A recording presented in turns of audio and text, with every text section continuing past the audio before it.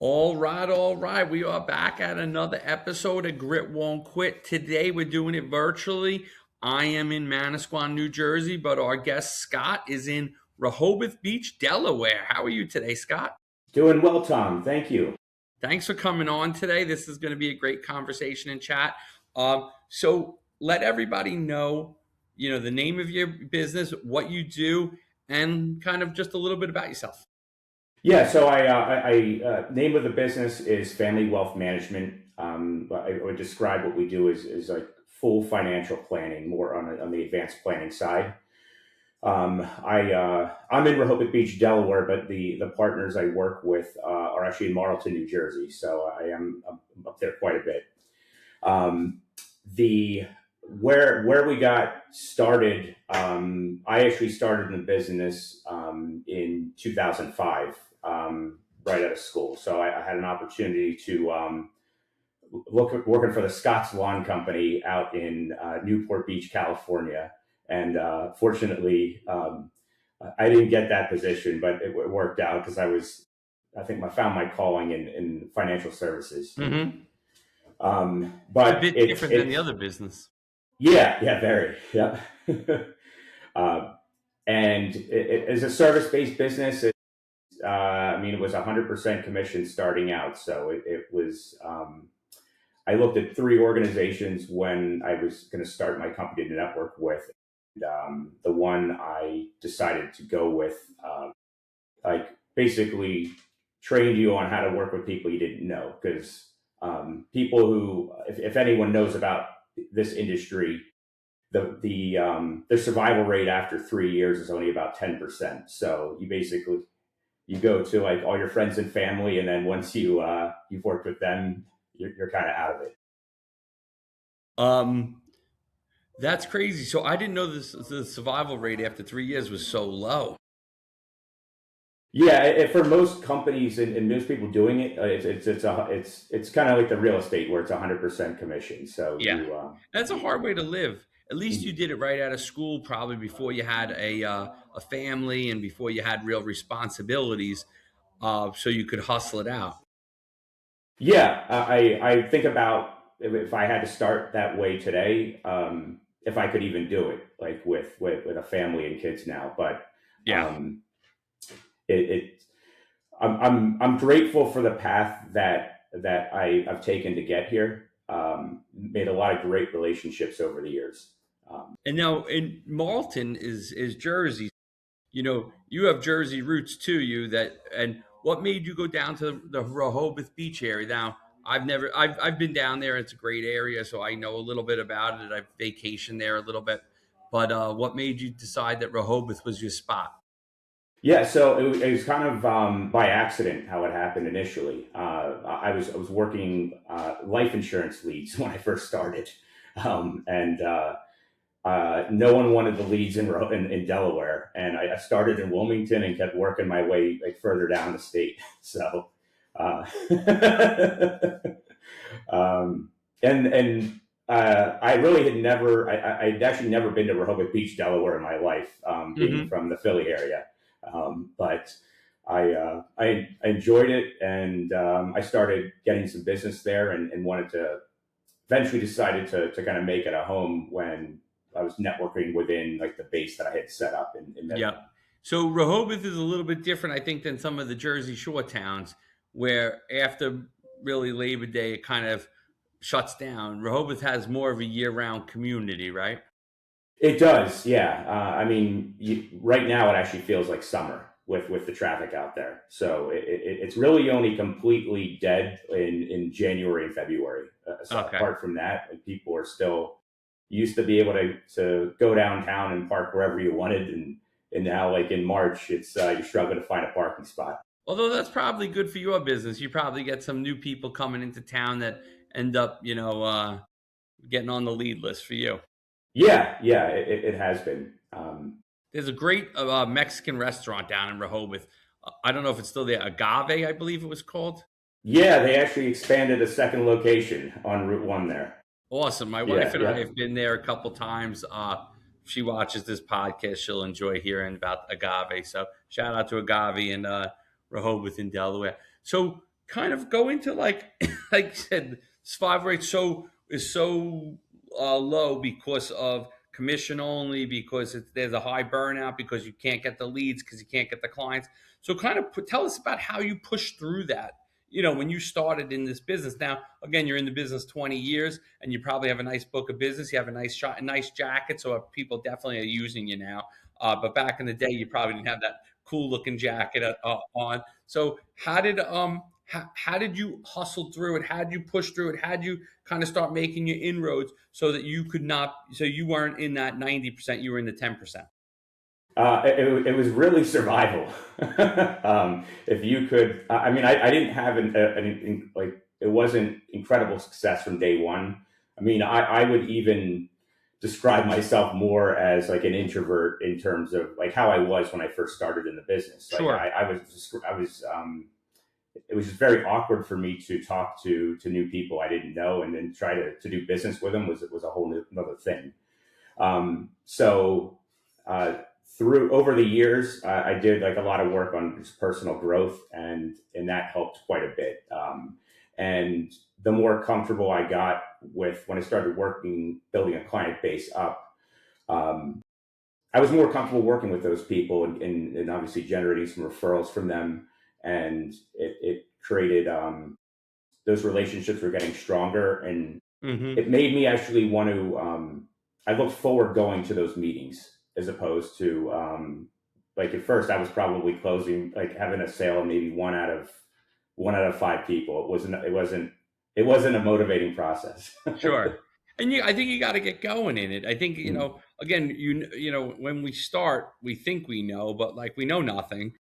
We're out there, we're trying to be the best we can. But then at the same time, like, there's people have relationships with other people. Like, again, when I started out and I did a networking event in my business in marketing, no one, they had somebody, they didn't need me. But as time went on, then they started to need me and they wanted to talk to me.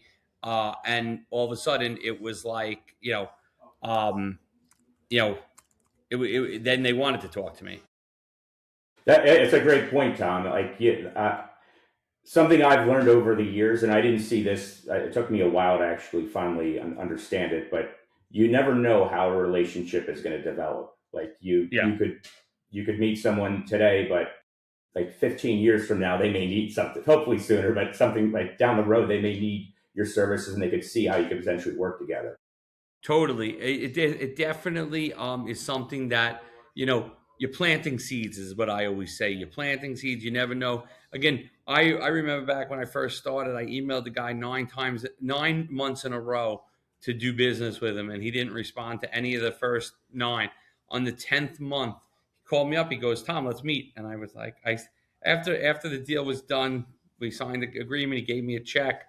I said to him, I go, "Gary, I've emailed you 9 months in a row. Why today?" He goes, "I needed you today." He goes, "I didn't need you the last 9 months." So same thing, especially in your world, people have somebody, they've used somebody, they know somebody through the family, a recommendation, etc.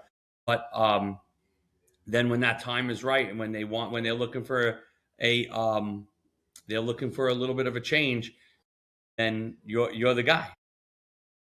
Yeah, and I think people like that's the other thing I've found over the years. Like with your obviously they want to make sure you know what you're doing, but and you can help them. But at the same time, they want to work with someone that they feel comfortable with and they trust. Totally. In your world, it's all about trust. Like, again, everybody, you're helping to, do to limit risk when the markets are down, and you're looking to, catch the upside on, when the markets are up. I met with my financial advisor last week. We went out to breakfast, and he was telling about all these war stories about people that wanted to buy these speculative things, and he tells them no, and he says, look, and he lets them know about all the risks that come with it. And they forget, like, when it goes down to zero, then they don't want to talk about it anymore, which I think is very funny. And my advisor is, he's very well positioned in the sense of, he lets you get some speculative things, but he also keeps you, you know keeps it tighter so that you don't have that that risk, that real big risk on your side. Yeah, yeah, you're right. In the cocktail conversations, people love to talk about their winners, but they never talk about the They never, losers. no one ever remembers the losers, right? No one, it's like the guys that go down to AC in Vegas. They only tell you about the days that they won. They never give you those days, the stories of when they left the casino with nothing in their pockets. But I guess that's part of the game. So now as you've gone on, like, it's gotten easier, and you've met other people and I'm sure that you have other prof- professionals that are out there, kind of referring you to, help people manage their wealth. And financial services is not something like people really love to talk about. It's just, you got to do it. And I think that more and more people have to think about it earlier in their life. Yeah, yeah, that's a good point, Tom. Like people, I think even with retirement planning, people are, I think, internally thinking or worried about it, like in their, let's say, their earlier years, but like a lot of people don't actually take action until like about when they're about to retire, and it's a big decision for people, and you want to make sure that like if you're at your job and you've had enough and Yeah. you want to turn in your retirement sheet, you want to make sure that what you've done is going to make is going to work for you for the rest of your life, because you don't want Sure. to. And again, a lot of people, they take a job, they work, they're paying their bills, they're, trying to put away for college, they're trying to, think about the future, but that not everybody utilizes the 401ks and the 403bs and the retirement plans at different companies and organizations. But then you look at the number afterwards and you're like, whoa, we gotta, Yeah. Um, I mean, the advice I can give to the younger people is start as early as you can, because you can always put more money in, but you can never get time back. And sure. the, I told one of my younger employees yesterday who makes some commissions. I said to them, put that in another account. Like if it's a retirement account, if it's just a savings account, put that in another account because you were used to living off your salary. So if you put this extra, if the extra money's in your checking account or in your account, like all of a sudden it just disappears because you buy extra stuff. You look at your account balance, you have money. We could do this, we could do that. But if you put it in a separate account and you don't look at it regularly, then it's easier to save money like that. yeah, yeah, because it's money that I think mentally is already spent, but it's basically kind of in a separate account that you're not even thinking about, like a forced Yep.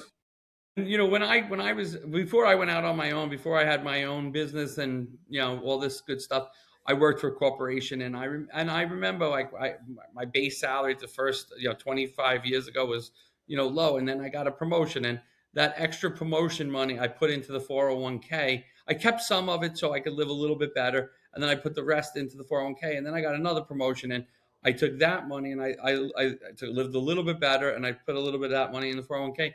And like now, the nice thing is I have a 401k that's been growing over the last 25 years, and like those early days of money, that money was only going to go to Miller Lights and to the bar and on a couple of dates and some flowers. So I mean, again, when I think about it, I'm grateful that I did that, because that money would have just been kind of blown by living a little bit better social life. But I still lived a good social life. I had no complaints about it. So all went well. But when I think about it, like, I know, like, the generation now likes to live YOLO. So, like, I feel like they don't always take advantage of some of that 401k distributions, or Mm. probably pay Like the the savings. money into the 401k. Yeah, yeah. I mean, you always want to like be able to thank your future self for the decisions you made. Um, Exactly. and, mm, But so again, I think that that's an education process for guys like yourself, so that people see the real value in doing that. yeah, I completely agree with that, Tom. Like the motto that like we use like at the firm is, are you smarter today than you were yesterday? And we take that to heart. Like it's not, we want to be educating people with the most up to date like ways and laws. We're not, we don't want to be like, I'm 21 years in now, but I'm not using the same methods I did when I first started in the business. Like I Sure. want to go to conferences and learn as much as I can. One, because I personally find it very interesting, but I feel like the clients deserve that too. And the education is a big thing. I mean, I feel education is probably one of the leading, probably the most important thing for having clients actually act for their benefit. Okay. Awesome. And again, 21 years ago, you were just trying to survive and get some leads in the door. Now you have the leads in the door, and now you're managing money. So now you're doing what you initially wanted to do when you first got into this. And now, do you have a team along with you? Yeah, I do. So it's three other advisors, and then we have three support staff Awesome. that we So work again, with. then now you don't have to take all the calls. Like at the beginning, you're running around with the cell phone in your pocket. You're on the lead. Someone's calling you. What's going on with the Amazon stock today? And Yeah, and like having that like support, make sure clients are getting taken care of. My biggest thing, I would share a quick story that sure. I had.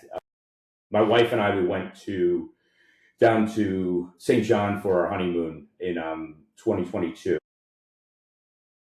The Basically the day after we got there, Russia invaded Ukraine. Markets started going crazy. So I'm in the room watching Bloomberg, and my wife's down at the pool. But Yeah. um, that's I knew. So I obviously, like, if I asked someone, they were like, "Go enjoy your vacation," but I knew that they would be worried, and I wanted to actually at least know that I was aware of what was going on, like for their money and everything. Wow. I started my business the day Bear Stearns or one of those guys collapsed in 2008. So I know all about. I feel your pain on that one. Had a corporate job that was a cushy job with an easy to do, and then I say I'm going to go out on my own. I give my 2 weeks notice, and Bear Stearns collapses. I think it's great, but I think it makes you stronger in the process, right? Yeah, absolutely. So now, when you look at the market today, I mean, you're at an all-time high, hitting new records every day. It seems like, kind of where do you see the market going in the next 12 to 18 months, especially with AI, especially with a lot of Wall Street's doing great, but I don't always think that Main Street's doing great. Yeah, I would completely agree with that, Tom. You're definitely seeing like cracks on Main Street. Like it's not this. You're not seeing all time highs in business revenues. There's definitely some struggle going on. Um, I would say with the overall market. I mean, the with the Iran, with the war in Iran going on. Like it's it seems to companies seem to not be affected by what's going on. I'm actually a little bit more surprised that we've come back this fast, but um, like structural issues, there's really not stress in the larger economy in terms of like what the stocks are trading on. I would say with with AI, the one thing that is interesting is you're seeing a lot of these software as a service companies, like these reoccurring revenue models. They they're making more money than ever, but their stocks keep going down. So that's got to tell you, like, at least that business model is probably at risk for some of these AA models um, that are creating essentially the same thing that you could do. What's hard too is like what's going to happen to um, employees. Meta came out yesterday and said they're going to cut 10% of their workforce. And when I say yesterday, we're doing this interview on April 24th, so it'll be released early May. When 10% of your 8,000 employees going to hit the unemployment line. Nike announced yesterday 1,400 employees. There's 9,400 employees in two companies. And Verizon is, I feel like lays off every quarter now. Like what does that do to the workforce? What does that do to jobs? What does that do? I believe you're going to have more solopreneurs, entrepreneurs that are just that are going to be consultants, or they're going to just do it. They're going to essentially be a business for a job. They're not going to be a business in the sense that they're going to have a team. They're not going to have, they're going to work, they're going to do the work. But I think you're going to see more and more of that because, and I think that what I also, one concern I have is that is, like health insurance. When you take all these people off, you take 9,500 people, like we just talked about, off of a family plan at Facebook and Nike, which is a better plan than what happens in the solo world. Like what's going to happen with that? But again, that's like that, that gig economy but now it's bigger than just the DoorDash drivers and the people that are driving Ubers. Yeah, that's a good point, Tom. I would say as technology is evolving, there's some companies I've even heard of that are essentially internally trying to create benefits for people outside of the major insurers. Yeah. But you're right; it's been very difficult this year, especially with the enhanced premium credits with the health insurance, like in costs going up. So someone who needs to get on a plan through the marketplace is going to be paying a lot more than Yeah, they ordinarily would. definitely. And then you're making difficult decisions on like whether and you never want to be in that spot like where you're gonna be able to pay like you're gonna pay your health insurance or get the treatment you should be doing, or are you going to be putting food on your table? Yeah, something's got to be done because this is. I don't think that people realize, like, and I think you go back to Main Street when you have 9,500 people that don't have jobs anymore. That's going to hurt Main Street. Like, there's more effect. There's more dominoes that will fall in this process. And yeah, you mentioned about the outlook for the actual overall economy. So with people losing their jobs, so the thing we're not like a manufacturing dependent economy like we used to be. Right now, I mean, it's 70% of the economy service based. So you really need people to start. You need that someone to lose their job, like someone losing their job. They'll cut their spending habits immediately, and that ultimately if it gets to a certain point, people stop spending money that flows through the economy, and that eventually potentially creates some issues.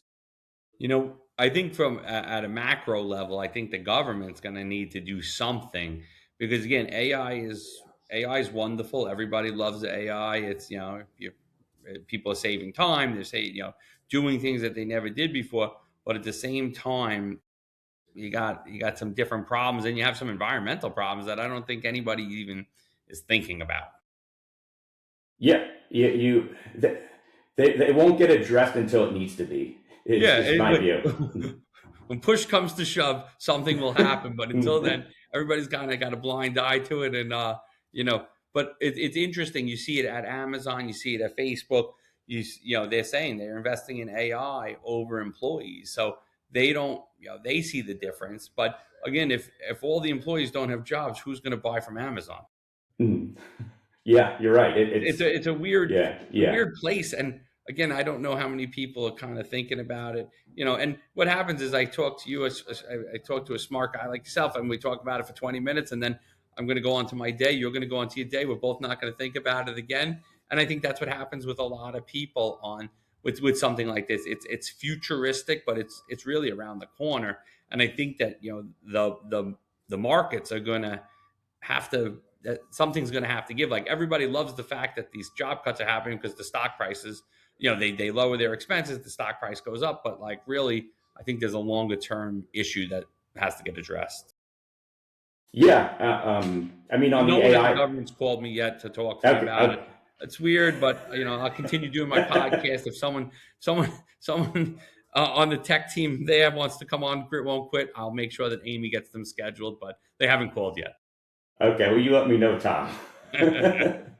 So what are some final outlooks for the market in the next 12 to 18 months from your perspective, from your seat, and where do you see things going?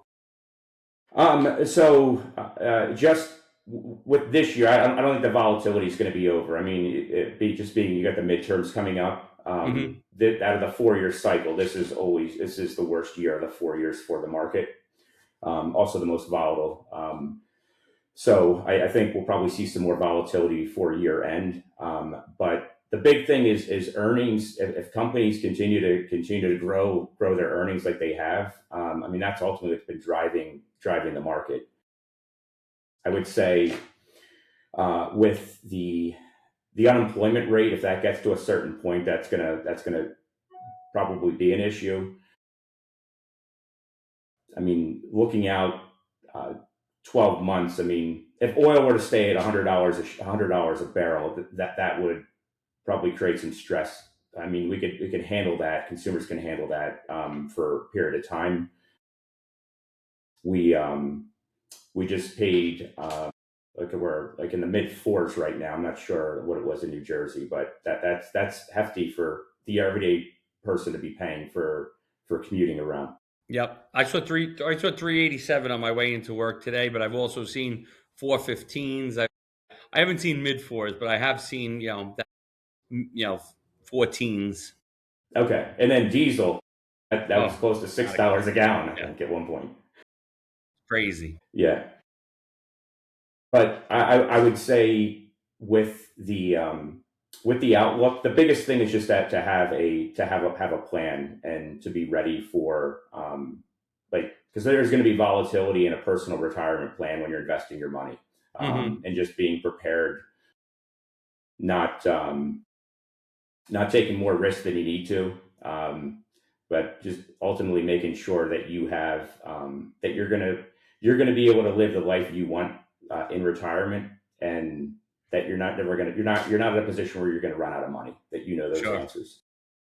Awesome. So this was a great chat today. I'm glad you came on, and let people know as we wrap up today where they can find you online, on social, if they'd like to connect with you, so that anybody that's listening that wants to learn more about either getting into the business or learn more from a client perspective to talk to you about your services. Let the audience know where they can find you.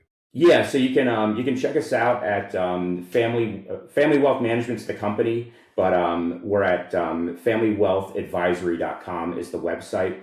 So you can look find us on Facebook as well. Our logo is we got our tree, and then we understanding people before numbers is the tagline below that. Very nice. So Well, this was great, Scott. Thank you again for coming on, and I wish you continued success. And let's root for that market to keep going up. appreciate it, Tom. Thanks again for Thank having me you. on. It was Have a great. great day. Thanks. You too.